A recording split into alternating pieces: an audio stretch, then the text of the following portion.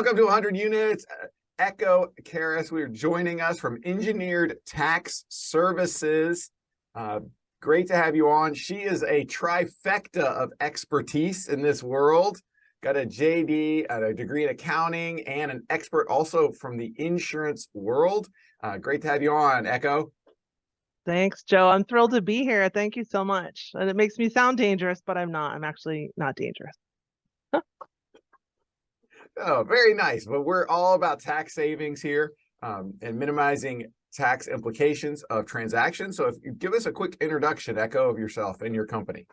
Yeah, so I'm thrilled, and I'm so happy that we met, Joe. So our company, our firm, Engineered Tax Services, it's headquartered down in West Palm Beach. It's been there for about 20 years, and it was founded by Julio Gonzalez, who wanted to bring access to the tax code and all the benefits to Middle America because he found that small and medium businesses didn't have the access to the large accounting firms to help them really dig in and take advantage of all the discounts and benefits that are available. So that's how the firm came to be, and I joined them about a year ago, and I love it because I get to play in all my different pools of expertise, right?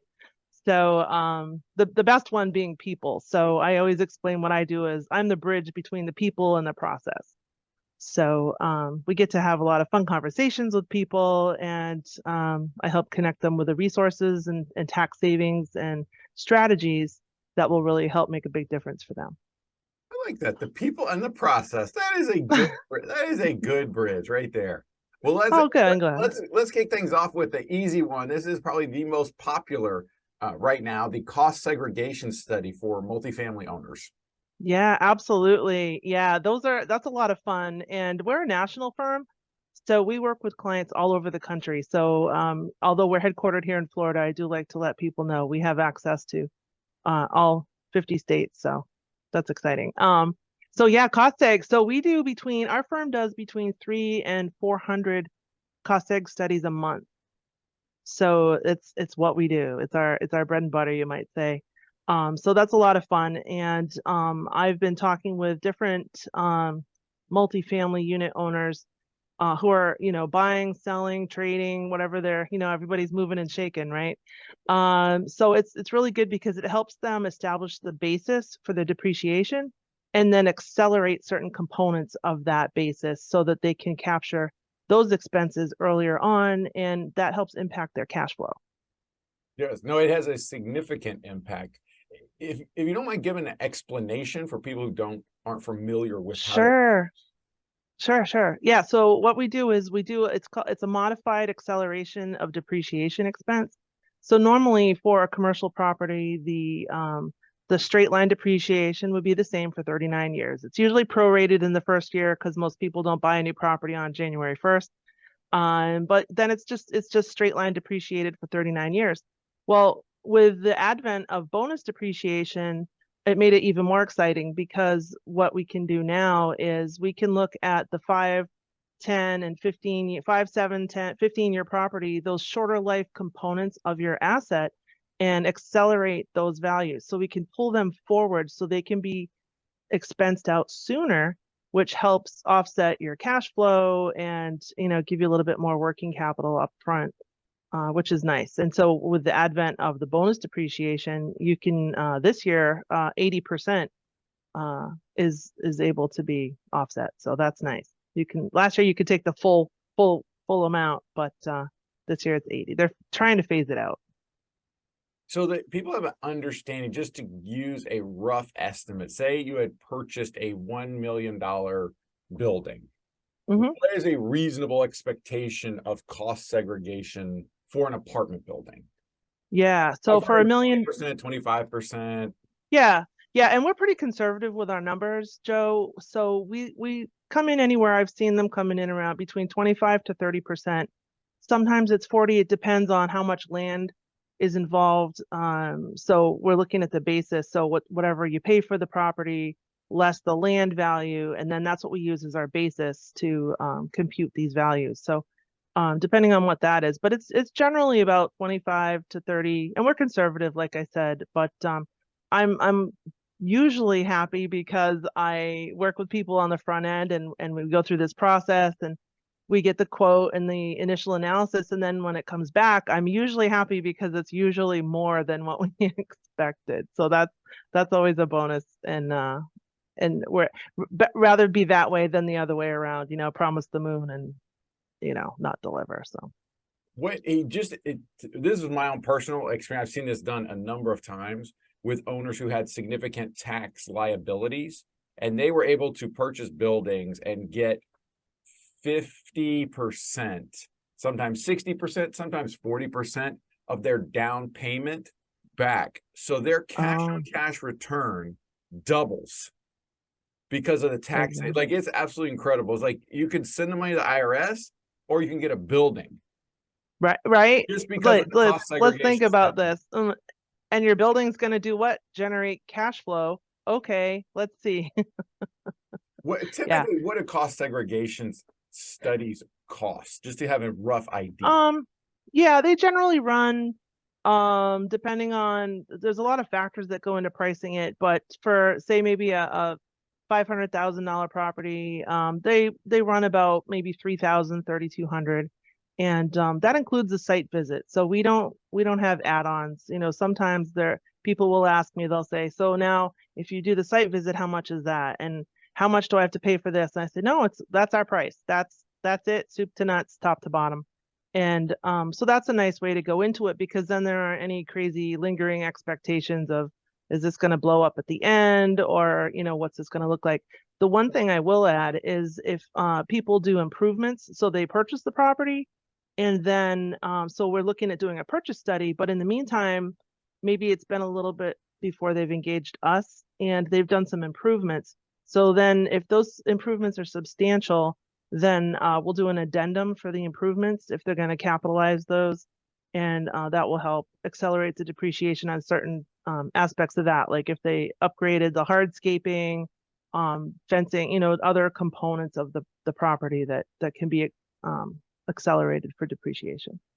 That's an important topic. The probably 50% of the transactions we do, the purchaser has the intention of reasonably or significantly, in some cases, renovating the property after purchase.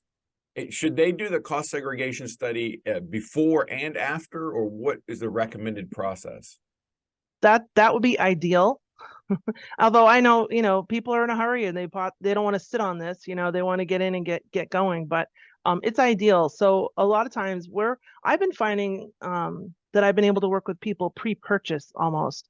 And so we get in there, we look at the property, we do an initial analysis. So we're looking at, what does this look like? So when they close, boom, we get our team, we're engaged. We're like, get out there that week or whenever, as soon as possible to get that done so they can move forward with their renovations.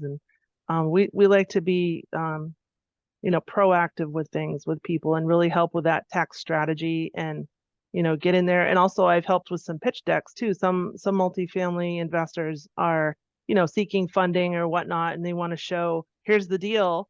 And so now we're actually incorporating a cost seg quote with that to show, here's how we've already looked at this and this is what we're expecting. And so that can be helpful too, going into a deal to have the cost seg. That's very, And that was my idea. that is absolutely, because it has a tremendous impact on the return expectations of any of the investors. Yeah, what for is sure. the cost segregation? I know there's analysis beforehand, a site visit, and then a report. Could you explain each one of those steps just so people know how it works? Yeah, that's a great question. So the whole process takes about 6 weeks, Joe. So from start to finish. So however long it takes for me and the client to talk about things, then once they sign the contract, that gets the ball rolling, and that's exciting because then we get our project coordinator assigned, and that gets the whole team engaged. So then I just kind of step back a little bit. I keep a high view of things, making sure everything's going as intended. And so that takes about 6 weeks, start to finish. So we get the ball rolling, a project coordinator steps in. I try to get the settlement statements or appraisals or anything I can up front to set set the stage so that we're not chasing documents. But a lot of times that will be the thing that takes the longest is getting documents. And sometimes, and I have a really cool video, I'll share it to you after we're done here, but it's about, you know, figuring out what the heck the land value is. So sometimes that's a stumbling block. People, you know, we'll use a placeholder percentage for quoting purposes. If it's a condo, then obviously there's no land. There's, you know, no land to deduct unless they have some interest in common areas in some way. But I have a cool video that I can share with you later. But so it's all that kind of neat. Then you get into the nitty gritty, get the site visit scheduled, and the site visit only takes about, well, depending on the size of the property, like a single family home would probably be about 45 minutes to an hour, and it's pretty quick. And they get in, they get out, and they always coordinate it with, you know, if you have a short-term rental or tenants in there, then obviously they'll coordinate with you and whoever. If you have a property manager, then, you know, we're happy to coordinate. We try not to be intrusive about it. And so then that comes back, and then we send a preliminary report saying, hey, does this look right to you? Did we capture everything that you expected? You know, this is what we have. So the client is engaged throughout the process. And what's been fun for me is I have a client who's in New York, but she's been buying properties in California. And so we've done 2 projects for her. And so she'll send me a text, or I make sure that I'm very available to people because she's a new investor and she has questions, and you know, she's been amazing and she's asked really good questions. So it's fun to help her through the process. So, and then we get the final draft. So it's pretty cut and dry. And you know this, but the beauty of the cost segregation study is when you start doing those renovations or those partial asset dispositions, that's like gold right there, because now you and your accountant have the values to say, okay, we're offloading this, we're offloading that. Here's where we got the value for that. You want to be able to show your math, right? So this is a great way to do that going forward. There's no guesswork. You don't just have to Google numbers that probably aren't right. So anyway, that's pretty much the process. Yeah, that's the pre and post renovation is vital for, and it has been missed a number of times because a ton of properties we do, they do the renovations and they do the cost tag afterward. And it's like they missed all the opportunity to take all those because they're going to go in and they're going to pull out old electric panels. They're going to throw away old water heaters. They're going to ditch ACs. They're going to cabinets, countertops, appliances, and put all new ones in. And they miss the opportunity with those. Exactly. So they, you know, and those are vital numbers, you know, to be able to write those components off and to dispose of them. And then, I mean, obviously you have the real-time numbers of what it costs to replace them with your improvement study, but it is, you've lost that first step, you know. And, you know, speaking of going in there and renovating, I had a client reach out to me from New York who bought an old building, historical building. It was a 3-plex. And he was calling me to try to get the historical tax credit for the building. Unfortunately, he had already gone in and put in new windows and had altered the building, so we couldn't help him with that. So if you have people that are looking to rehab or invest in historical buildings and build them back to how they were, essentially, you know, with upgrades, of course, but it's important to do that cost seg or that tax credit analysis before they do any renovations. That way, you know, we could help him with a cost seg study, but it wasn't what he was looking for. You know, he was looking for the historical tax credits. Yeah. That's one of the things I've seen missed a number of times, is not engaging early on in the process. I typically recommend for buyers to engage a cost segregation study expert while they have their property, they're doing their due diligence and they have the property under contract, because the savings, when it's set up correct, can be so much depending on their tax situation. It makes it, like, even if the building breaks even, it can have a huge impact because of the tax savings for a ton of owners that we work with in high tax brackets. It is absolutely amazing. But the only way to know that is you got to do it ahead of time.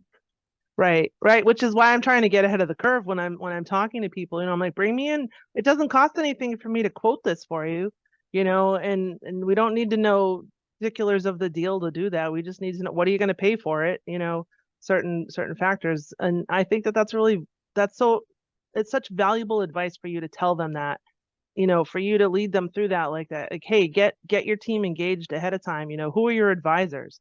And what role do they play? And can we bring that in sooner rather than later, Let's talk about another one that I ran to, the green and energy tax credits.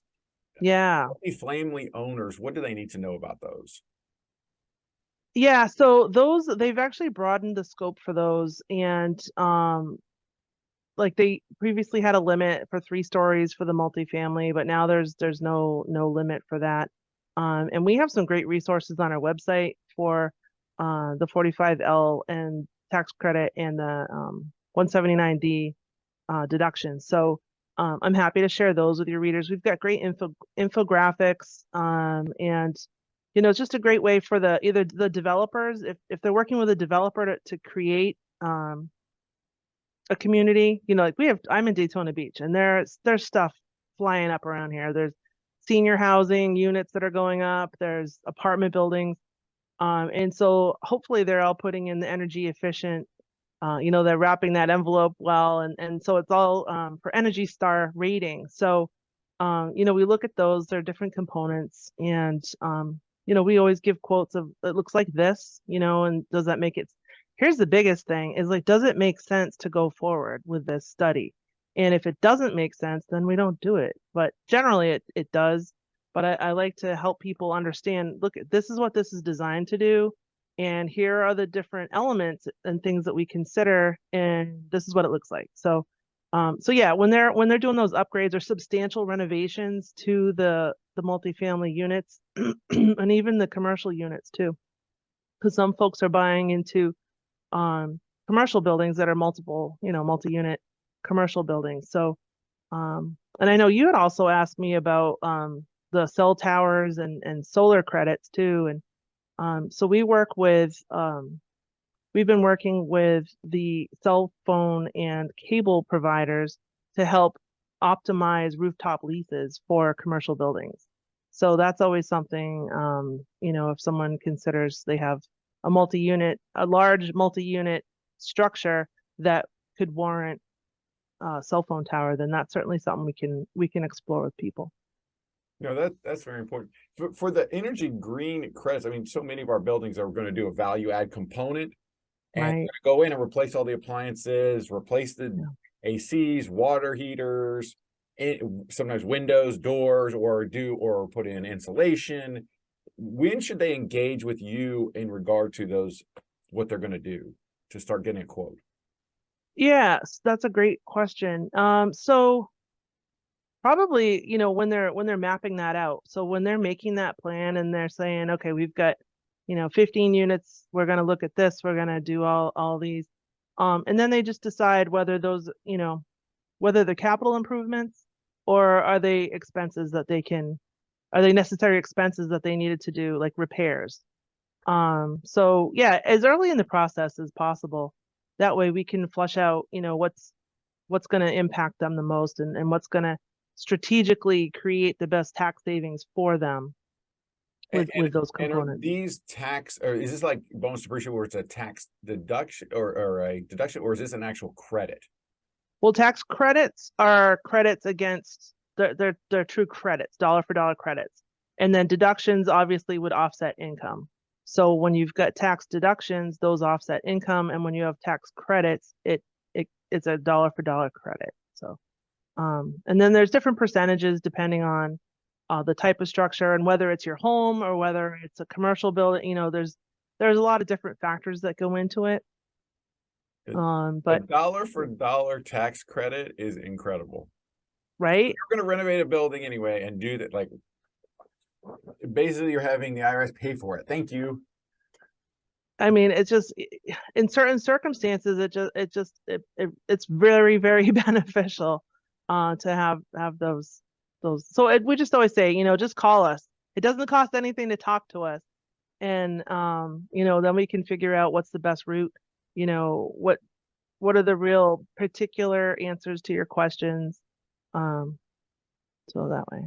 That's one of the things that's coming up right now is actually the property tax reassessment appeals, Oh. which is an interesting one because I haven't seen that in quite some time, and now it's coming up on a number of occasions. What is your advice, Oof. best practices for multifamily investors on property tax appeals? Yeah, and that's a hard one. And I think we share a friend who had a property that his assessment went up over 100%. And so we're working with him to say, what the heck, let's really assess this what's the true assessment of this property. That's that's not something that most people could absorb, 100% increase in their assessed value. So we're very happy to help with not only insurance, replacement cost values for insurance, but also with the tax appeals, saying, what, look, you just hit us with this assessment. It feels really arbitrary. Maybe the properties next door went for sale, so there are a whole bunch of different factors that are going into these assessments that are being kicked up. But that's what we do. We have a team. We're an engineering firm, and we have employees that they're CPAs, they're tax attorneys. Excuse me. Excuse me. So that's what we do. We value property, and just a huge increase like that, that's not sustainable, and people can't afford that generally, or don't want to. What are the benefits and the rules around the historic tax credit, and when should somebody say, "Oh, Echo, I need to get in touch with you because this could be a fit"? Yeah, so when they're looking at the property before they touch it, before any kind of changes are done, because like my friend in New York, he already replaced the windows, and then he went in and did some other repairs internally, and upgraded some appliances and whatnot, wiring. I mean, I should have got in there first, so as soon as you're looking at a property, it just makes sense, get a quote, and then you've got that in place. Then you can go on, work your deal, and make your plans. And if it doesn't fall through, you haven't put any money out for the quote. No, that's really. How about opportunity zones? Do you get involved with those? I haven't had much experience with that. It is definitely something that our firm works with folks, and so it has to go into a qualified fund. And if you have folks that are looking into those zones and want to participate in that, I can certainly connect them with someone at the company that has a lot of experience with that. And my managing director is Kim Lockridge. I don't know if you've had the chance to meet her yet, but she is amazing, and she's in Phoenix, but I see her every chance I get. So she would know. She could just rattle anything off her head about that. But I can certainly get more information about it for you and forward that. One of the things that we run into, and this is one of the reasons I was interested in talking, is there's a lot of people use their normal CPA firm versus one specializing for real estate investors. And what y'all, I want to understand, are you a network with CPAs, or do you have CPAs within your firm? How does that work? Yeah, so we actually serve the CPA community. So we have a network of CPAs that are our clients, and they refer their clients to us. And so that's really nice. We don't do taxes. We don't file tax returns. So we are not operating as an accountant in that space, which makes it really nice and free for us to work with the CPAs and accountants. We have another arm of our business is called the Growth Partnership. So that's where we help CPAs and accountants actually transform their practice and really create it to be the business that they intended it to be, and work on a succession plan and operations and market. Like, we've got a whole other arm that works that is devoted to the success of the accounting industry. So we're always happy to make referrals and recommendations. And like you were saying, it's really important to work with an accountant or a CPA who is industry specific, who's an expert. There's a cost seg I'm working on with a client he bought a few properties, and he bought them, I don't know, to 2020, 2021. So we're looking at, he's looking at filing amended returns now because he wants to do the cost seg on them. And his accountant didn't know anything about cost segregation. So that kind of hurt him at the time. He can go back and file the amended returns and kind of catch up with that. But it does pay to work with someone who is familiar with your industry, who knows what what are you doing? What's it like to work with a multifamily investor? What are their needs? What's their goal? And I find that CPAs that are real estate uh, specific or experts, they're more proactive in helping you with your planning. And because typically accountants will just report historical data. So they may not be in on, maybe you don't share your vision with them, or they're not in on the goals and they're just reporting what happened.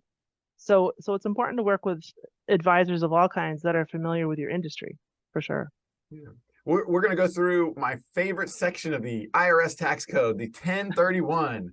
We roll through how Woo! 1031 works and what your role is in that. Yeah. So we have another arm. I guess I need more arms, but so the 1030 we have ETS 1031. And so that's basically a white glove service that helps a property owner, if they have a property that they're looking to exchange into, then we can help facilitate the process. If they need a property to exchange into, we can help them with that as well. We also offer broker of opinion records values. So that's nice, and there's no charge for that. So that's a nice service that we can offer for them for selling their business, their property. So yeah, so that's a separate component of our engineered advisory. Is our overarching umbrella, and under that we have engineered tax services and the growth partnership and the ETS 1031. So as far as the 1031 goes, so essentially we're kicking the gains down the road, right? So we're hopefully rolling it up each time. And that can be rolled indefinitely until that taxpayer dies.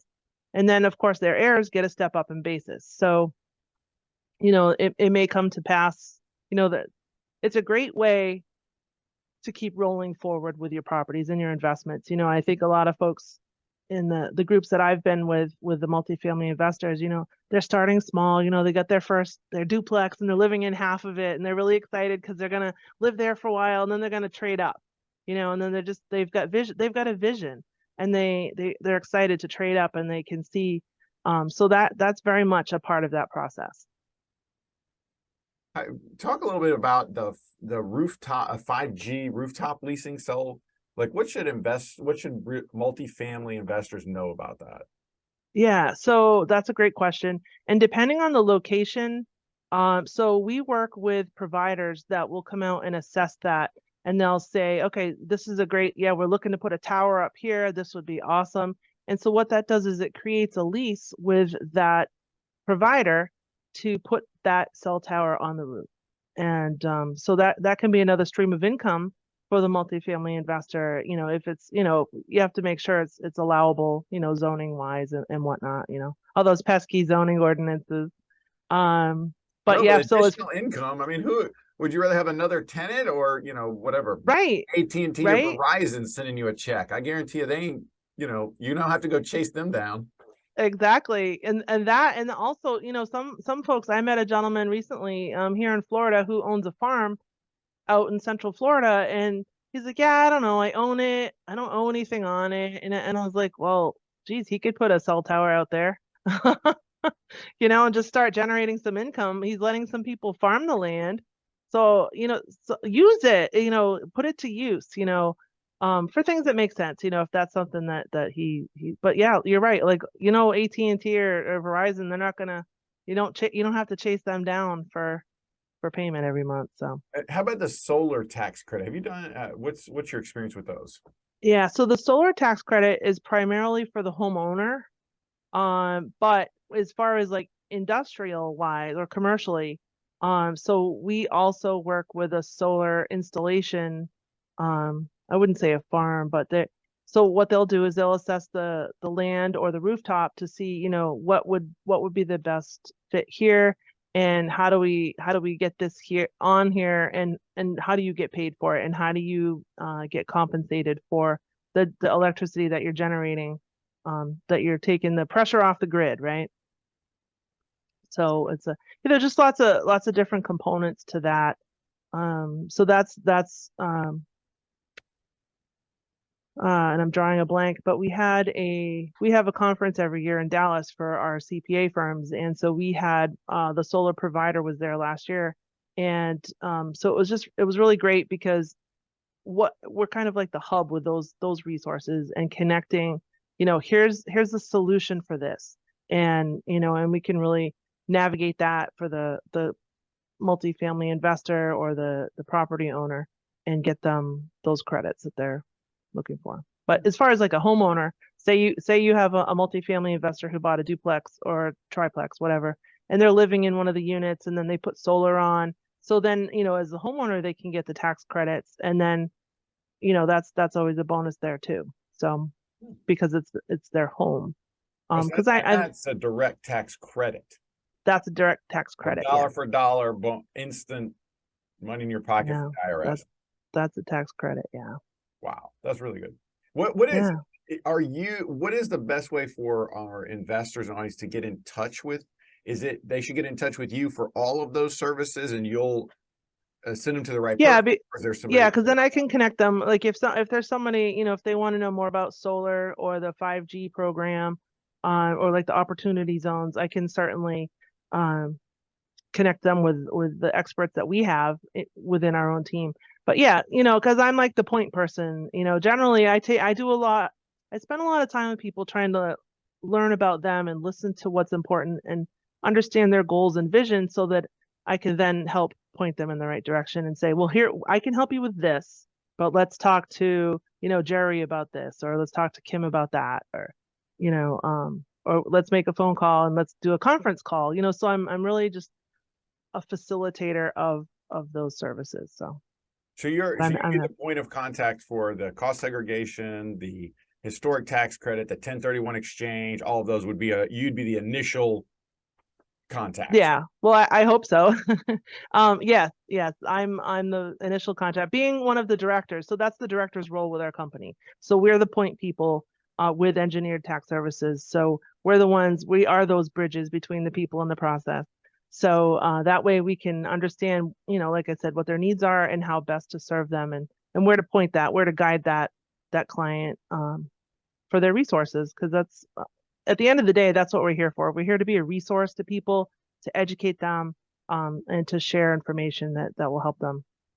Exciting. Echo, thank you so much for coming on. We'll make sure on our vendors list, we have your contact information and the appropriate locations where they can get in touch with you and check out your tax services. So really appreciate you taking it. You got any parting words to let everybody know about from the 100 Units fan club? Woo, 100 units. I don't know.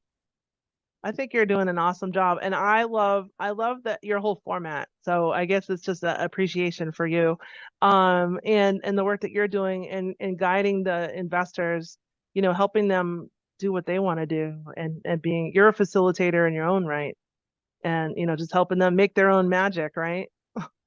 So thank you. I would say number one, if you are in a situation out there and you have a tax liability, your ability to purchase a building, do a cost segregation study on it, and get back 40, 50, maybe 60% of your down payment in tax savings, the money's going to be gone.